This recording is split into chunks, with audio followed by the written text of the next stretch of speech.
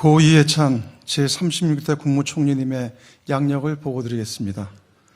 고 이해찬 제36대 국무총리님은 1952년 양력 7월 10일 충청남도 청양군 청양면 벽천리에서 아버지 이인용님과 어머니 박양순님 사이에서 다섯째로 태어나셨습니다. 청양국민학교, 덕수중학교, 용산고등학교를 졸업하고 1971년 서울대학교 섬유공학과에 입학하셨으나 사회학자의 길을 걷고자 1972년 서울대학교 사회학과에 다시 입학하셨습니다. 1972년 10월 유신 이후 고향으로 내려갔다가 나라가 이 모양인데 학생들이 데모도 안 하고 다들 고향으로 내려갔느냐 라는 아버님의 질책을 듣고 반유신 학생운동에 투신하셨습니다. 1974년 민청학령 사건으로 체포되어 혹독한 고문을 당하셨으며 안양교도소와 대전교도소에서 수감 생활을 하셨습니다. 1980년 5월 김대중 내란음모 사건 군사재판 법정 최후 진술에서 박정희가 비참한 종말을 고했듯이 전두환 일당도 10년이 못 가 망할 것이다. 이것이 역사의 심판이라고 일침을 가하셨습니다. 1983년 출소 후 민주화운동 청년연합과 민주통일, 민주운동연합에서 활동하셨고 1987년 6월 항쟁 당시에는 민주화법 쟁취 국민운동본부 상황실장을 맡아 민주화 투쟁의 최전선에 서셨습니다. 1988년 평화민주당에 입당하여 제13대 총선부터 17대 총선까지 서울 관악을구 국회의원으로 5차례 당선되셨습니다. 국회 5.18 광주민주화운동 진상조사특별위원회 간사로서 전두환 정권을 단죄하겠다는 약속을 지키셨습니다. 1995년 조술 서울시장 후보 당선에 기여한 뒤 서울시 정무부시장을 역임하셨고 1997년 제15대 대선에서는 김대중 후보의 당선에 이력을 담당하여 국민의 정부 초대 교육부 장관으로 임명되셨습니다. 2000년 6월 남북정상회담 특별수행원 단장으로 방북하시어 제1차 남북정상회담의 성공적 개최에 기여하셨습니다. 2002년 제16대 대선에서는 노무현 후보 선거대책위원회 기획본부장을 맡아 제2기 민주정부 출범에 기여하셨습니다. 2004년 참여정부의 제36대 국무총리로 임명되어 책임총리로서 세종시 건설, 한미 FTA 협상 타결 등 수많은 난제를 해결하셨습니다. 이해찬 총리님은 2007년 대선 패배의 책임을 스스로에게 묻고 이듬해 제18대 총선에 불출마하셨습니다. 그리고 2008년 민주개혁 싱크탱크인 재단법인 광장을 설립하여 이사장을 맡으셨습니다. 2011년 야권 대통합을 위해 혁신과 통합의 공동대표를 맡아 민주통합당을 창당하는 데 주도적인 역할을 하셨습니다. 2012년 제19대 총선에서 초대 세종시 국회의원으로 당선된 후 2012년 6월 민주통합당 당대표로 선출되셨습니다. 2014년 사람 사는 세상 노무현재단 이사장으로 활동하시며 노무현 시민센터 설립을 추진하셨습니다. 2016년 제20대 총선에서 7선 국회의원이 되셨고 2017년 제19대 대선 문재인 후보 선거대책위원장을 맡아 제3기 민주진영 대통령을 만들어내는데 이바지하셨습니다. 2018년 8월 더불어민주당 당대표에 선출되어 당의 시스템 공천과 당원 플랫폼을 만드는 등 민주적 국민정당으로 정당 개혁을 이루어내셨습니다. 그를 바탕으로 2020년 제21대 총선에서 민주화 이후 어느 정당도 이루지 못했던 최대 의석인 180석을 확보하였습니다. 민주당 상임고문으로 지내시던 중 윤석열 정권의 무도함에 떨쳐 일어나 2024년 제22대 총선 더불어민주당 상임선거대책위원장을 맡아 야당 사상 최대 승리를 견인해 내셨습니다. 12.3 내란과 탄핵으로 치러진 2025년 조기 대선에서는 이재명 대통령 후보의 정치적 멘토로서 제4기 민주진영 대통령 탄생에 크게 이바지하셨습니다. 이재명 정부 출범 이후 한반도 평화체제 수립에 기여하고자 민주평화통일자문회의 수석 부의장으로 헌신하시던 중 1월 22일 민주평통 아태 지역의 참석을 위해 베트남 출장길에 오르셨다가 독재 정권과의 투쟁에서 얻은 고물 후유증과 누적된 피로 등으로 건강이 급속히 악화되어 25일 베트남에서 영면하시고 27일 그토록 사랑하던 고국으로 돌아오셨습니다. 이해찬 총리님의 일생은 대한민국 민주주의 체제의 완성과 민주적 국민정당 건설에 바쳐진 삶이었습니다. 한평생 철저한 공인의 자세로 일관하시며 진실한 마음, 성실한 자세, 절실한 심정으로 책임을 다한 민주주의의 거목이자 한 시대를 대표하는 정치인으로 살다 떠나셨습니다. 대표적인 역조와 저서로는 사회학적 상상력과 이해찬 회고록, 꿈이 모여 역사가 되다 등이 있습니다.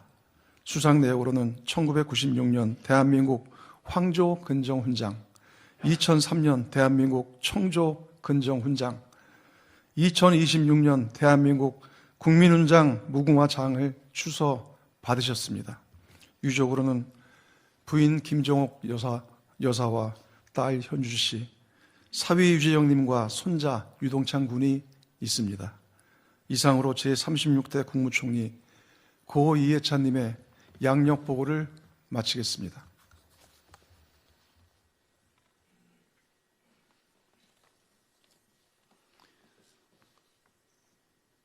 다음은 장례위원회 상임 장례위원장이신 김민석 국무총리의 조사가 있겠습니다.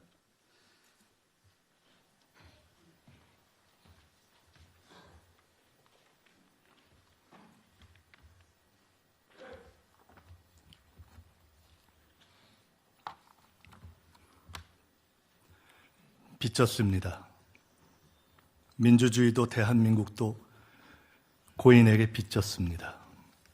고문과 투옥에도 민주주의를 지켰고 민주 세력의 유능함을 보여 후배들 정치 진출의 길을 냈습니다.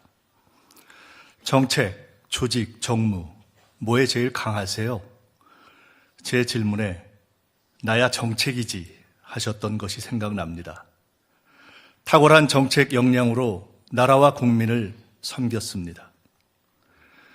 민주정부도 민주당도 이해찬에게 빚졌습니다.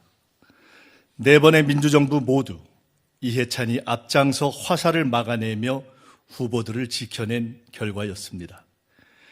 그의 시스템 공천은 정당 정치의 진보였습니다.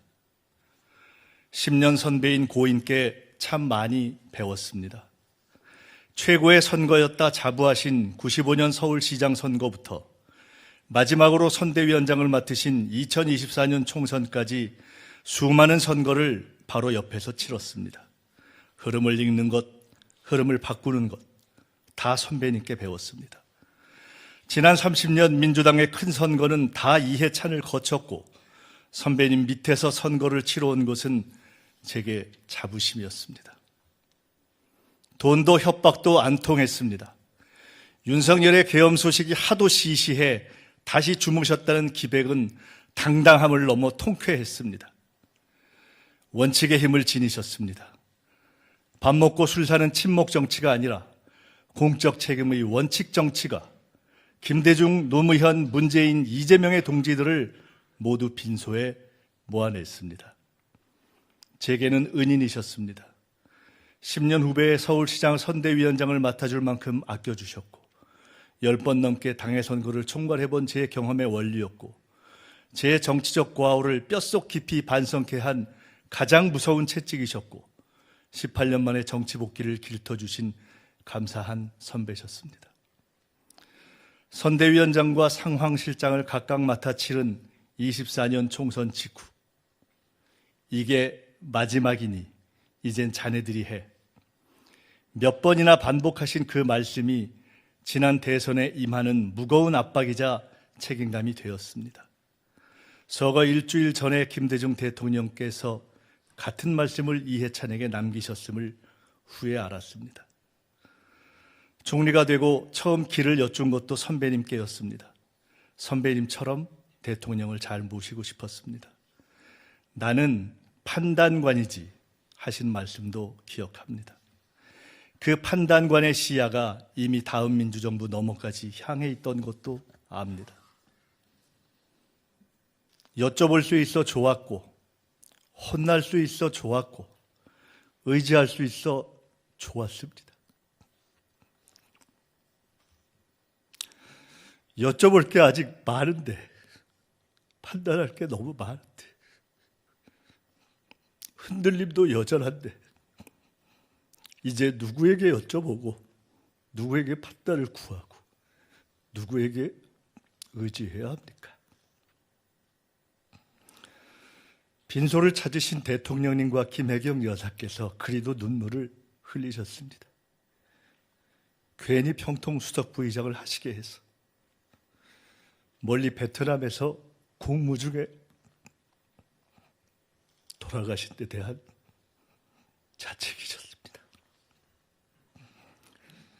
유해를 모신 비행기를 기다리며 생각했습니다. 왜 베트남이었을까?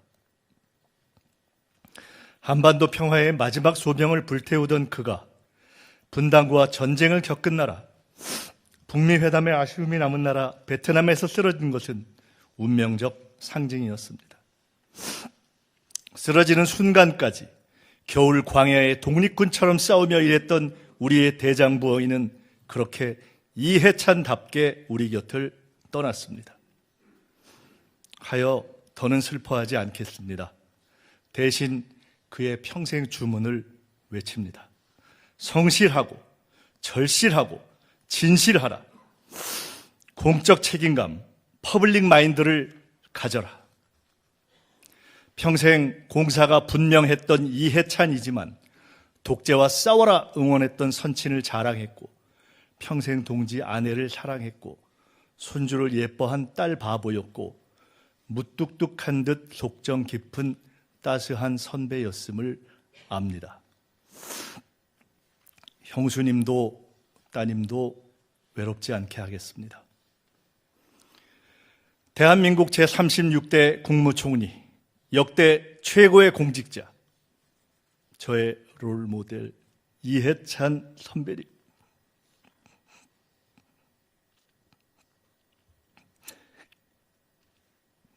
이제 일을 멈추시고 직접 설계하신 세종에서 편히 쉬십시오. 한반도 평화에 남기신 숙제는 저희가 반드시 이뤄내겠습니다. 빚 많이 졌습니다. 수고하셨습니다. 국민과 함께 머리 숙여 감사드립니다.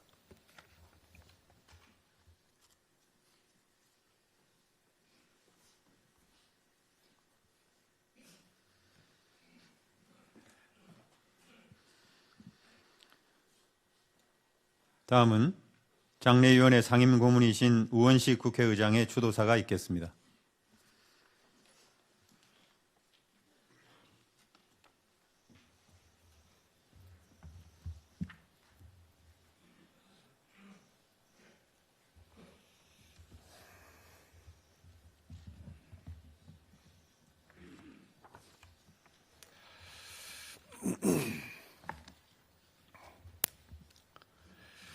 시대의 버팀목, 나의 영원한 동지 이해찬 선배님, 어찌 이리 급히 가십니까?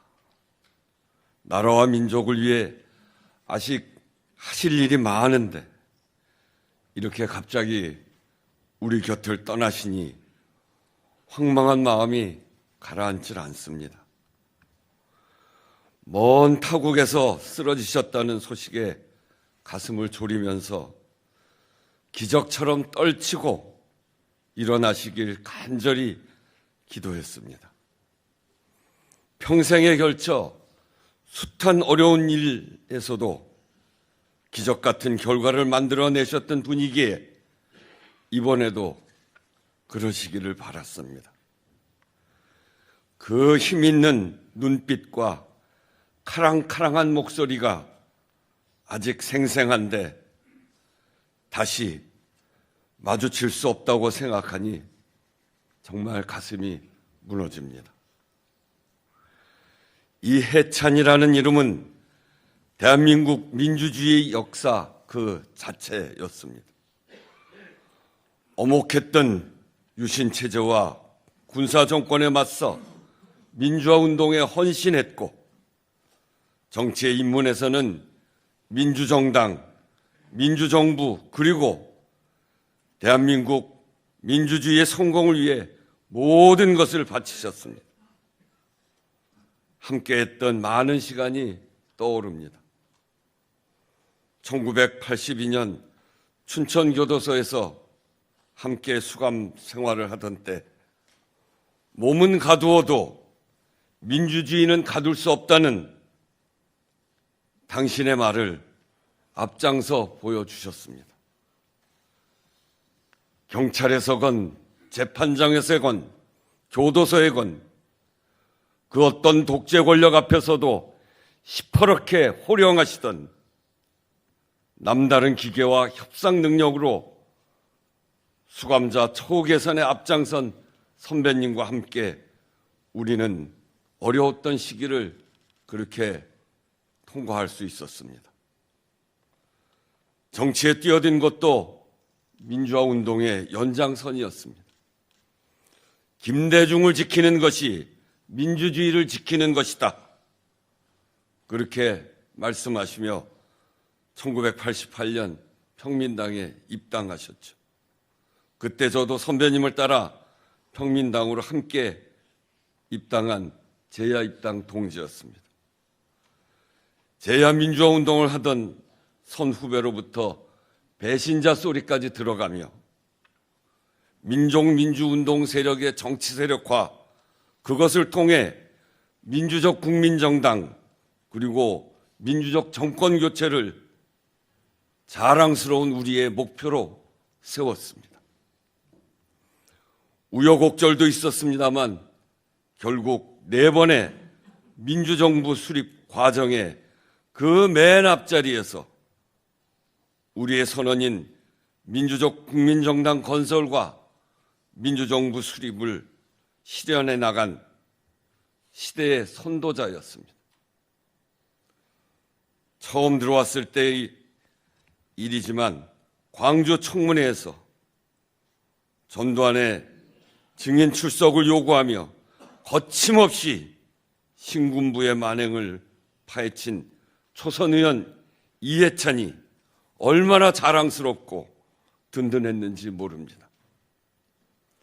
2004년 참여정부 초대 국무총리로서 국가균형발전 정책을 선두에서 이끄셨고 세종시가 국가균형발전 전략의 상징 도시로 굳건하게 자리매김하는데 결정적인 역할을 하셨습니다.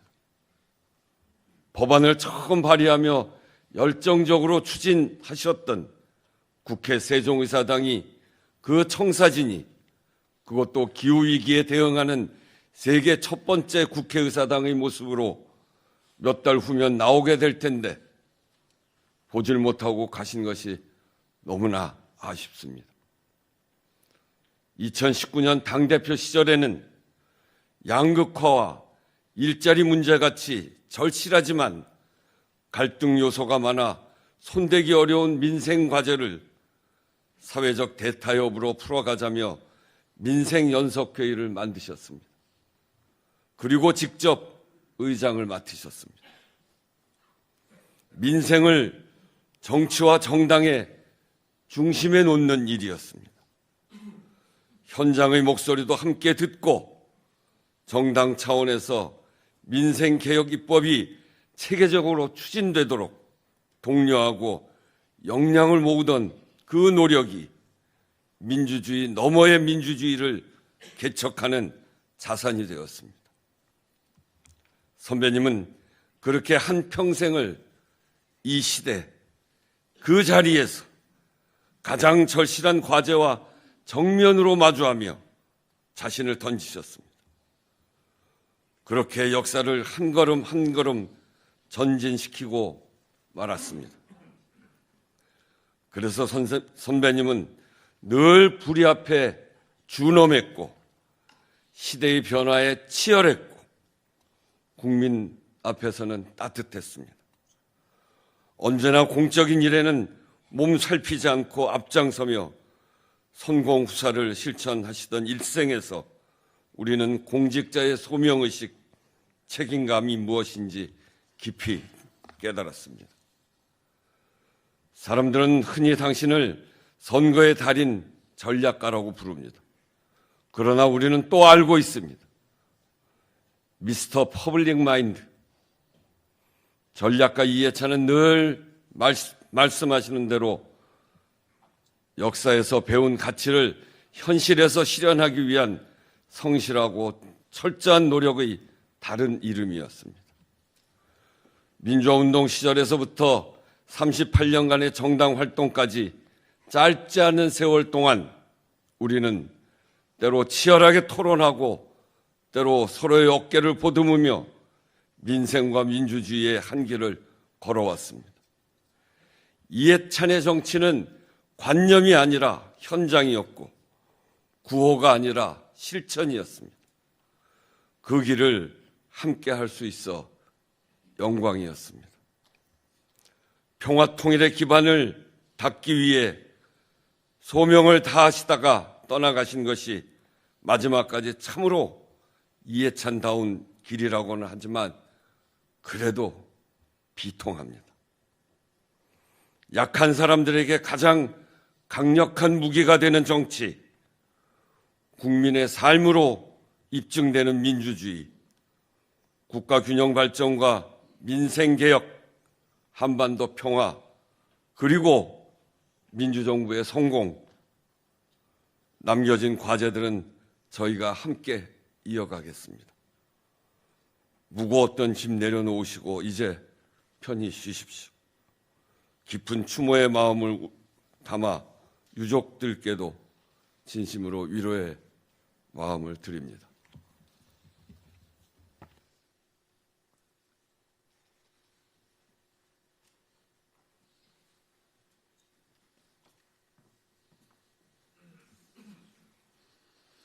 다음은 장례위원회 공동장례위원장이신 정청래 더불어민주당 대표의 추도사가 있겠습니다.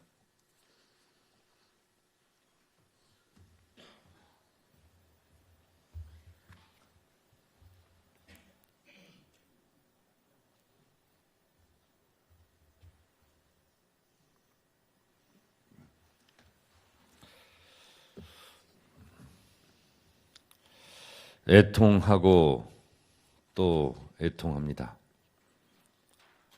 대한민국 민주주의의 산 증인이자 민주당의 믿음직한 거목이셨던 이해찬 전 총리님을 이렇게 갑작스럽게 떠나 보내야만 한다는 것이 참으로 애통합니다. 민주평통 출장을 마치고 귀국하시면 따뜻한 식사 한 끼 대접해 드리려 일정을 잡았는데 1월 29일 목요일 저녁 6시 이해찬 전 총리 그 일정을 제가 아직도 지우지 못하고 있습니다. 끝내 이루지 못한 약속이 되어 가슴이 미어집니다. 한 번만 더 뵐 수 있었다면 얼마나 좋았을까. 계속 우리의 곁을 든든하게 지켜주셨다면 얼마나 좋았을까. 벌써부터 이해찬 전 총리님의 빈자리가 크게만 느껴집니다. 그립고 또 그립습니다. 이해찬 전 총리님의 삶은 대한민국 민주주의 역사 그 자체였습니다. 민주주의가 위협받던 그 시절, 타는 목마름으로, 치떨리는 노여움으로 정의와 인권을 목 놓아 부르짖어야 했던 그때 총리님께서는 엄혹한 군사 독재 정권의 서슬퍼런 탄압에 맞서 스스로 어둠을 밝히는 횃불이 되셨습니다. 모진 고문 속에 생사를 넘나드는 고난을 겪으면서도 민주주의를 향한 청년 이해찬의 기백은 단 한순간도 꺾이는 법이 없었습니다. 독재와 불의에 분연히 떨쳐 일어났던 청년 이해찬이었기에 지금의 우리는 더 존엄한 시민으로 살고 있습니다. 오늘날 대한민국 민주주의가 12.3 비상계엄 내란을 겪고도 놀라운 회복력을 보여주는 것은 이해찬 전 총리님과 같이 기꺼이 앞장서 가시밭길을 걸었던 선배들의 피땀 어린 헌신과 노고가 있었기 때문입니다. 이해찬 전 총리님은 대한민국을 민주공화국으로 이끄는 거인이셨습니다. 감사하고 또 감사합니다. 이해찬 전 총리님의 일생은 모든 발걸음이 전부 대한민국을 위한 것이었습니다. 1988년 제13대 국회에 입성한 이후로 7선의 국회의원을 지내시며 김대중 정부 교육부 장관, 노무현 정부 국무총리를 역임하셨습니다. 교육부 장관으로 기획하신 1999년 BK21 사업은 1997년 세계 과학기술 순위 28위였던 우리 고등교육의 수준을 2002년 세계 12위권에까지 급등시키며 대학 교육의 상징은 물론 과학기술계 획기적인 도약을 이끌어낸 대표적 업적이십니다. 장례식장에서 우리 사모님께서도 그것이 가장 보람이 있었다고 말씀하셨습니다. 책임 총리라는 말이 그 누구보다 잘 어울렸던 이해찬 총리님은 원칙과 소신을 바탕으로 민생 안정과 개혁 완수를 동시에 이룬 탁월한 지도자이셨습니다. 세종시를 행정중심 복합도시로 키워 지역 균형 발전의 일대 전기를 일궈낸 선구자하셨습니다. 영원한 현역 이해찬 전 총리님, 존경하고 또 존경합니다. 이해찬 전 총리님은 더불어민주당의 정신적 지주셨습니다. 김대중, 노무현, 문재인, 이재명 대통령과 함께 4번의 민주정부를 탄생시킬 수 있었던 것은 당의 탁월한 나침판으로서 당을 올바른 길로 지도해 주신 이해찬 총리님 덕분입니다.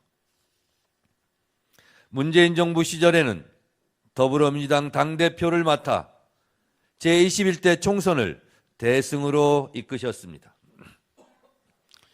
이재명 정부에서는 민주평통 수석 부의장으로 한반도 평화를 위해 헌신하시다 공무 중 순직하셨습니다. 당내 최고의 전략가로서 당의 위기 때마다 구원투수로, 당의 큰 선거 때마다 승리투수로 나서 주셨습니다.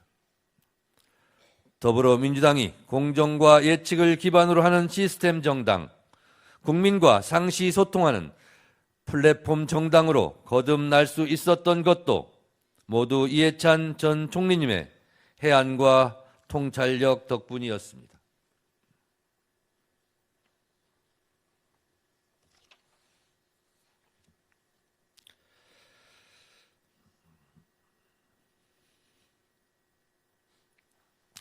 올바른 정치의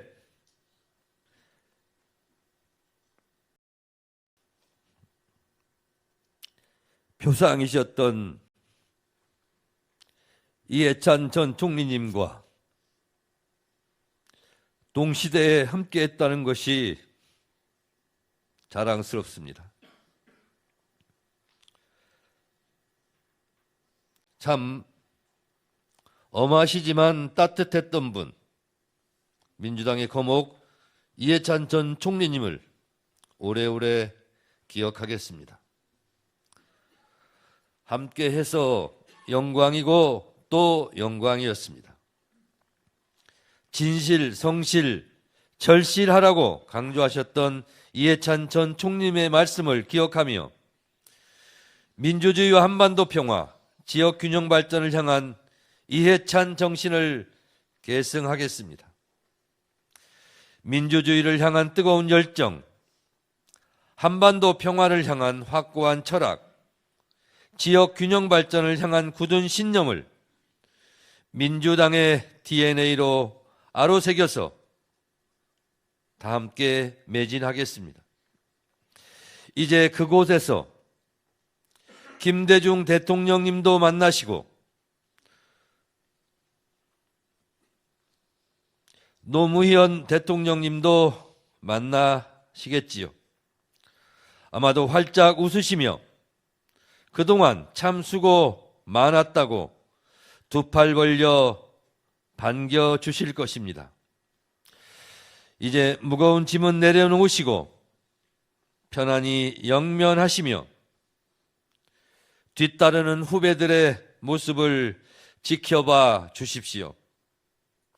부끄럽지 않도록 저희가 더 잘하겠습니다. 언제나 이해찬 전 총리님의 뜻을 기억하고 또 기억하겠습니다. 부디 편히 쉬십시오.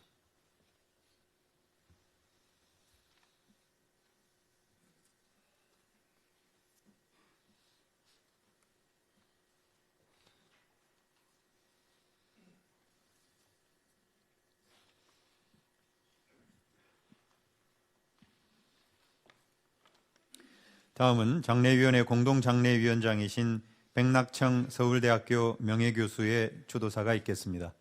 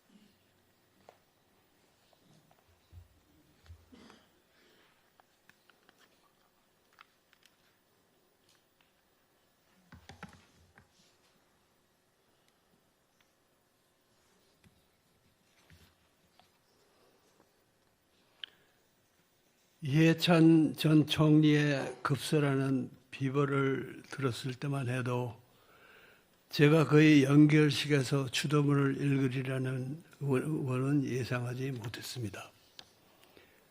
유족들의 뜻을 받들어 시민사회를 대표하는 상임공동장례위원장을 맡은 것이 개인적인 영예이긴 합니다만 국가적 행사가 아니라면 저로서는 마땅히 피했어야 할 심한 파격이기도 합니다. 고인을 국가가 예우해서 떠나보내는 일은 너무나 당연합니다.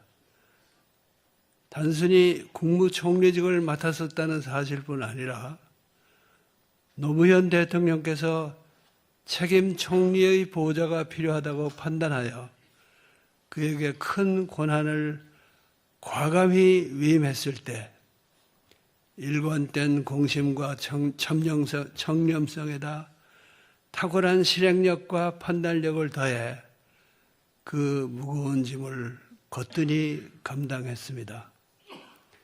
정치인으로서 당에서 온갖 중책을 두루맡으면서도 민주주의에 대한 헌신과 선당 후사로 일관했습니다. 그를 떠나는 보내는 일이 안타깝고 슬픕니다만 1년 전만 해도 불가능했을 국가적 예우가 이루어지는 오늘 만들기까지 그가 얼마나 큰 역할을 했는지 새삼 되새기게 됩니다. 민주주의를 위한 고인의 헌신은 그가 정치인이 되고 공직자가 되기 훨씬 전 대학생 시절에 시작되었습니다. 그는 대학에 들어간 첫 해에 유신체제 선포를 당한 세대였습니다. 반유신 투쟁으로 그는 수많은 고초를 겪었지만 그의 공심과 불굴의 투지에는 흔들림이 없었죠. 저와 고인이 처음 만난 것은 그가 민청학년 사건으로 먼저 제적되고 뒤이어 저도 민주회복 국민선언 참여로 파면된 뒤였습니다. 이듬해 1975년에 동아일보와 조선일보의 대량 해직 사태가 발생했는데 동아투의 소속의 몇 사람이 번역실을 차리고 생계를 꾸려가게 되었습니다. 해직 교수인 제가 그들에게 영어 강의를 해주겠다고 제안했는데 후학 동지들에게 일종의 재능 기부가 되고 단조로운 번역 작업을 하는 그들이나 저 자신에게도 감정을 윤택하게 해주리라는 기대가 있었던 거죠. 고인은 그때 해직 기자들이 번역에 동참할 군번이 아니었지만 선배들 뒷바라지를 해주면서 어깨너머로 강의를 듣곤 했습니다. 영어 훈장으로서 제가 곧 알아차린 것은 그의 영어 실력이 전업 번역자로 나선 선배들보다 조금도 못하지 않다는 사실이었습니다. 이런 말을 하는 것은 고인의 빼어난 재능을 새삼 강조하려는 것이 아닙니다.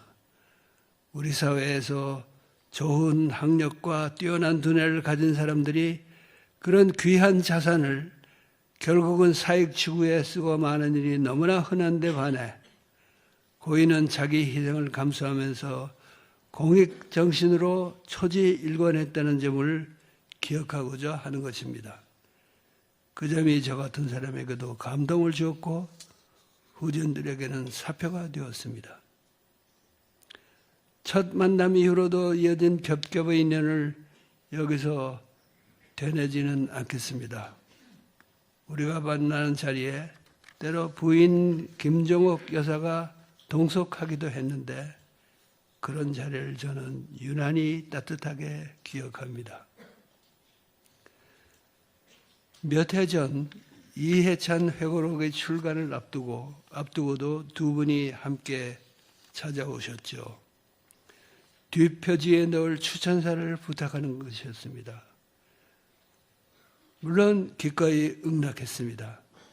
추천에 그래서 저는 고인이 정계에 들어간 이후로도 우리의 좋은 인연이 지속되었지만 관심의 초점이 조금씩 달라졌다는 이야기도 덧붙였습니다.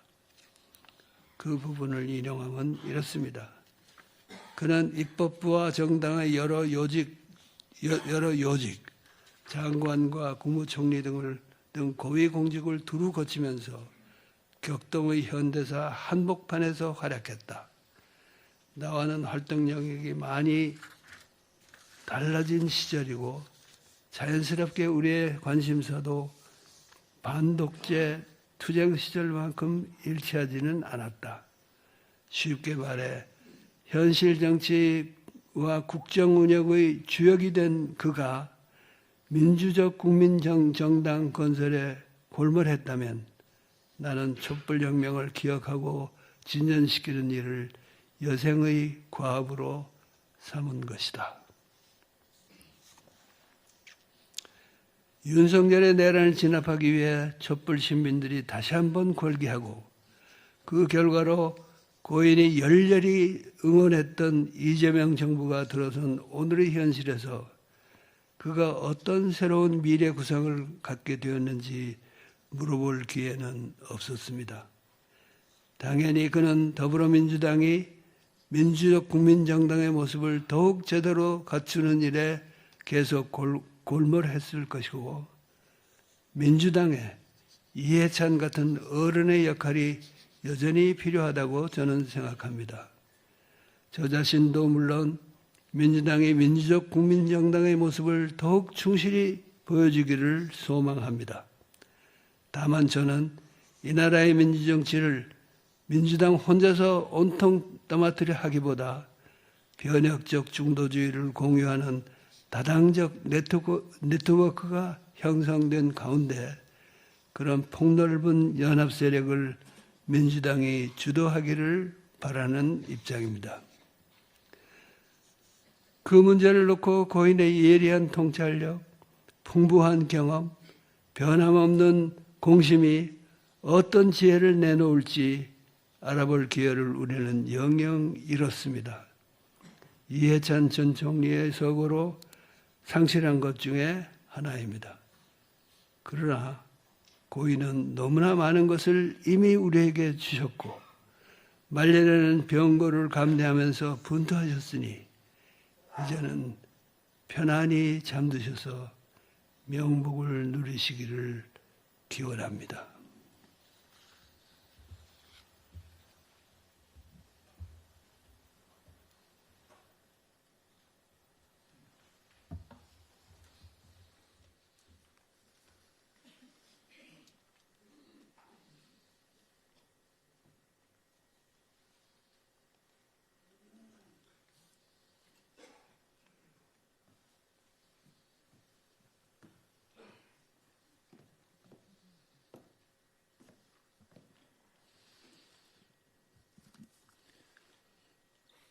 다음은 장례위원회 공동장례위원장이신 한명숙 전 국무총리의 추도사가 있겠습니다.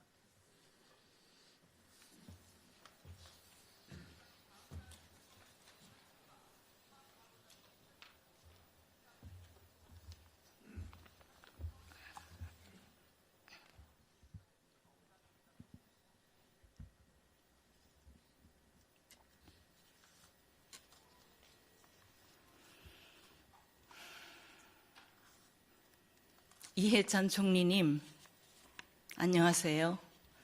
저 한명숙이에요. 총리님, 왜 대답이 없으십니까? 지금 어디를 가고 계십니까?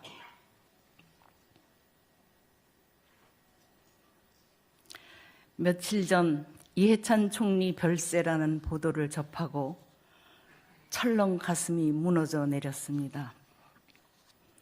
외지에 서지만 힘을 내서 다시 일어나 돌아오시리라 믿으면서 공항에서 따뜻한 손을 마주 잡을 줄 알았습니다.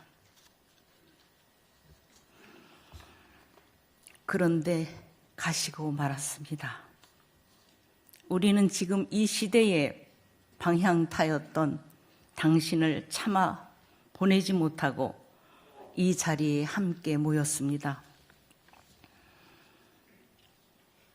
이해찬 총리님은 우리 민주당이 기댈 수 있었던 듬직한 언덕이었습니다. 저 개인적으로도 지난 날을 돌이켜보면 저의 정치 인생에서 가장 추운 겨울을 보낼 때 저의 진실을 믿고 지켜주신 분이기도 합니다. 당신을 이 세상에서 떠나보내는 것은 옛 고난의 시절 김대중 대통령과 노무현 대통령을 잃었을 때의 마음과 똑같습니다. 너무도 고통스럽고 너무나 가슴 아픈 순간입니다. 하지만 우리 모두는 슬픔을 딛고 일어서겠습니다. 우리에겐 계엄에 맞서 싸워 나라를 지킨 자랑스러운 국민이 있습니다. 그리고 우리 국민은 전 세계가 주목하는 능력 있는 대통령님과 함께 새로운 역사를 써 나가고 있습니다. 이해찬 총리님, 대한민국의 역사 안에서 당신은 멋지게 소임을 다했습니다. 진심으로 감사와 존경을 바칩니다. 총리님, 당신은 가셨지만 가시지 않았습니다.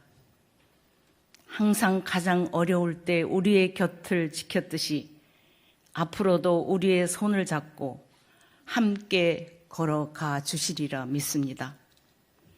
우리들의 용기가 되어 주시고 지금까지 하셨던 것과 마찬가지로 바른 말 하는 사람의 편이 되어 주시고 언제나 지혜의 맑은 샘물이 되어 주십시오.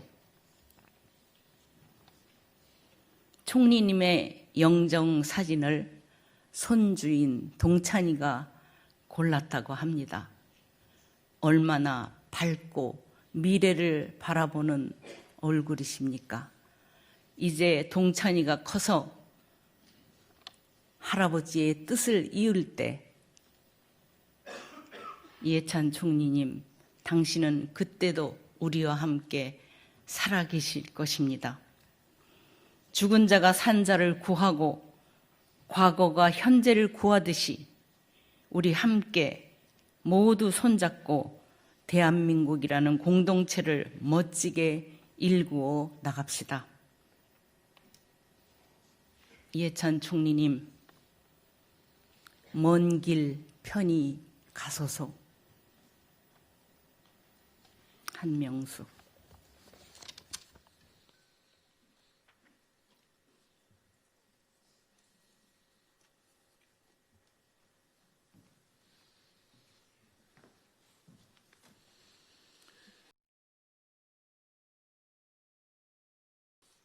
다음은 고인의 영전에 꽃을 올리는 헌화 순서입니다.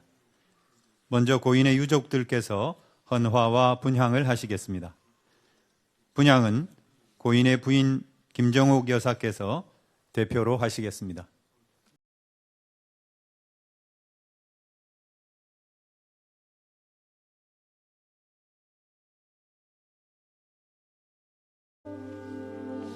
유족과 앞쪽에 계신 분들부터 순차적으로 따라 나가시겠습니다. 조객 여러분께서는 자리에서 일어나 총리님의 영정이 지나갈 때 목례로 애도를 표해 주시고 먼 길 떠나시는 고 이해찬 제36대 국무총리님의 마지막 길에 영원한 안식을 빌어주시기 바랍니다. 총리님의 영구를 환송하실 분들께서는 영정을 따라 로비로 나가 의원회관 정문에 대기 중인 영구차 방향으로 서서 환송해 주시기 바랍니다.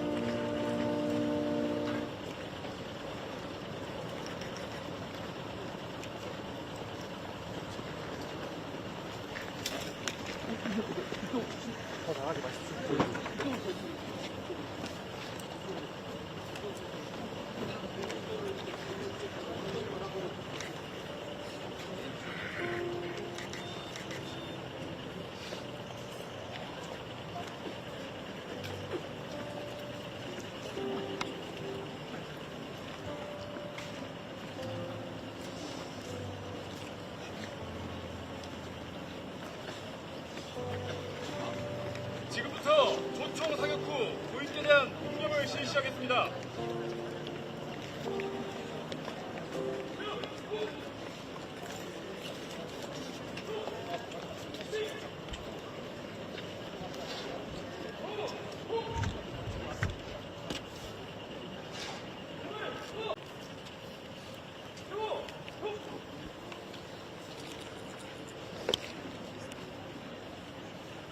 합성하자.